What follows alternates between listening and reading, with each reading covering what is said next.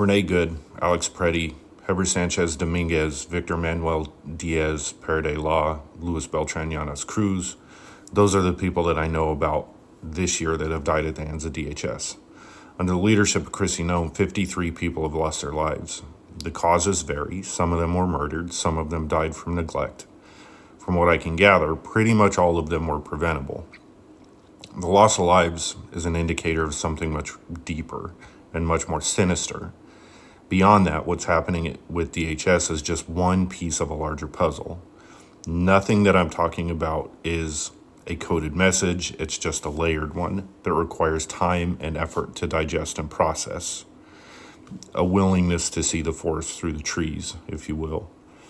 If you don't want to do the deep dives, totally understand. There are creators out there that are shaking their fists and putting on a show, and I know that the anger is justified, and the expression of that anger is cathartic, but that's not who I am. I'm not here to entertain, and I deal with my anger on my own time, not on this platform. I'm here to inform.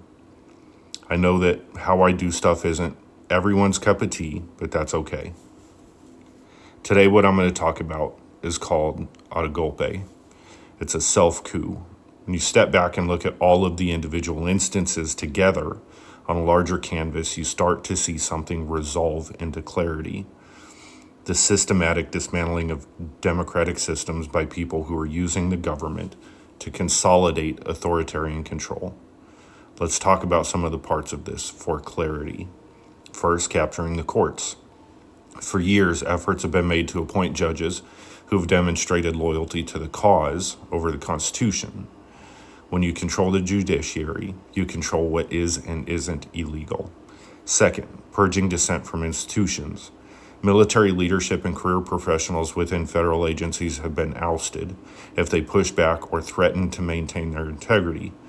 In addition, agencies like DHS have systematically removed people from key oversight offices so they can operate without investigations of abuse or without having to worry about the enforcement of civil rights laws. Third, eliminating congressional oversight. Members of Congress are actively blocking investigations, killing subpoenas, and enabling executive overreach.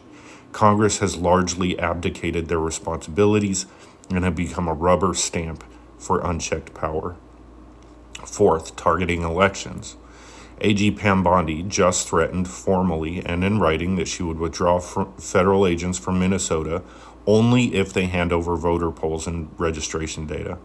That's extortion, and it's the use of force as leverage to access state-owned election infrastructures. Beyond that, Trump has been talking for weeks about needing to figure out how to cancel midterm elections. Fifth, deploying armed thugs to show force and intimidate. I think it's clear at this point that the immigration crackdown isn't about immigration. It's about weaponizing law enforcement to demonstrate the state's capacity for violence.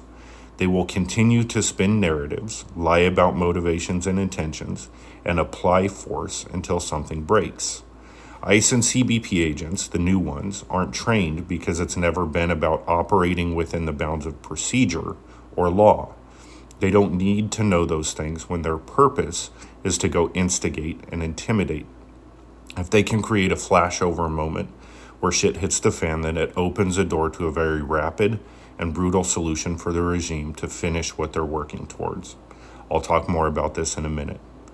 And sixth, building the camps. 2025 was the deadliest year for ICE detention in 20 years. What they have created is a set of circumstances where people are being held in facilities where medical care is withheld, SA is rampant, oversight has been eliminated, and the people who work there can do whatever to whoever without consequence or accountability. They are building concentration camps where people are detained without trial, subjected to abuse, and left to die. Right now it's immigrants primarily, but once the infrastructure exists, it can and will be used for anyone who they deem a significant threat. The bigger picture here is that January 6th was their amateur attempt at a coup. It didn't work, so they had to double down and regroup. What we're seeing right now is the result of that revision process. It's systematic and methodical.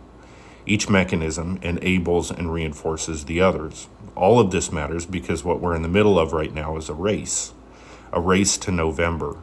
The goal, depending on which direction you look at this from, is to either dismantle or preserve the democratic systems before the midterm elections.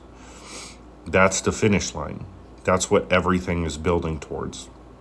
If we make it to the midterms and they lose the House and the Senate, and it's over for them, and they know it, they have all said as much publicly. My response to this is the only reason you should be afraid of an election to that degree is if you know that what you're doing is criminal, period. That's why they're moving so fast. That is why they are terrorizing our cities and our states. If they can spark a violent response, then that enables them to completely cast off the little bit of pretense they still maintain and just go all out. They want us to fight back so they can justify unleashing the true depth of their willingness to use force. What we're seeing right now is small and controlled in comparison to that. So if you wonder why some people in positions of authority are slow to respond with force, that's why. If they succeed in solidifying authoritarian transformation before the midterms, there's no path back that is even close to democratic in form. Everyone knows that. And that's why November is the crux of everything that's happening right now. Guys, I don't know what the right answer is. I'm not a powerful person or a professional tactician. I'm just a guy who's trying to get to the bottom of this and make sense of all of it. And if I can help others by sharing what I learn, then I'll do that. I could talk about hypotheticals, but I don't want to do that if it will cause more harm than good. So I'm not going to.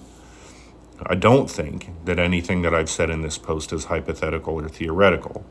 It's just extrapolation and pattern recognition. Guys, be safe. Take care of yourselves. I'm Ian. This is the Decency Rebellion.